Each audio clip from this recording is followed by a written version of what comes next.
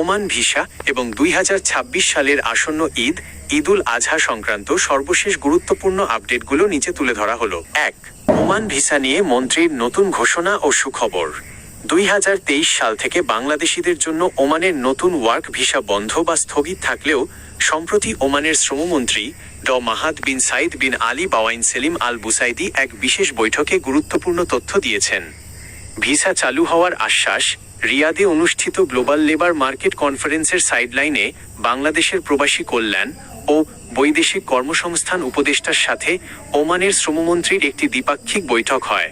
সেখানে ওমানি মন্ত্রী স্পষ্ট করেছেন যে বিগত সময়ে ওমানে থাকা অনিয়মিত বা অবৈধ বাংলাদেশিদের বৈধ করার প্রক্রিয়াকে অগ্রাধিকার দেওয়ার কারণেই নতুন ভিসা সাময়িক বন্ধ রাখা হয়েছিল। দক্ষ কর্মীদের সুযোগ। ওমান সরকার বাংলাদেশ থেকে প্রকৌশলী, চিকিৎসক ও নার্স সহ দক্ষ পেশাদার ও দক্ষ জনশক্তি নেওয়ার ব্যাপারে ইতিবাচক মনোভাব দেখিয়েছে। ভিসা খোলার সময়সীমা।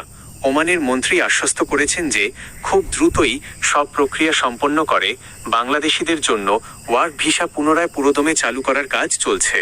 এছাড়া ওমানে থাকা অবৈধ বাংলাদেশি কর্মীদের কোনো জরিমানা ছাড়াই বৈধ হওয়ার সুযোগ দেওয়ায় ওমান সরকারের প্রশংসা করা হয়েছে। 2. ওমান ভিসা প্রসেসিং ও সরকারি অফিস বন্ধের আপডেট। ঈদ 2026।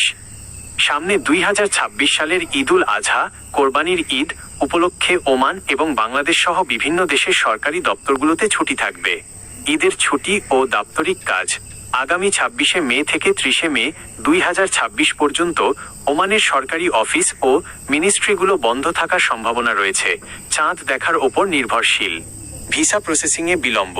ঈদের এই লম্বা ছুটির কারণে ওমানের রয়্যাল ওমান পুলিশ ROP এবং শ্রম মন্ত্রণালয়ের অমোয়াল ভিসা ইস্যু ও অন্যান্য কাগজপত্রের প্রসেসিংয়ে কিছুটা ধীরগতি বা জট তৈরি হতে পারে। তাই যে কোনো ভিসার আবেদন বা নবায়নের কাজ ঈদের ছুটির আগেই গুছিয়ে নেওয়া বুদ্ধিমানের কাজ হবে।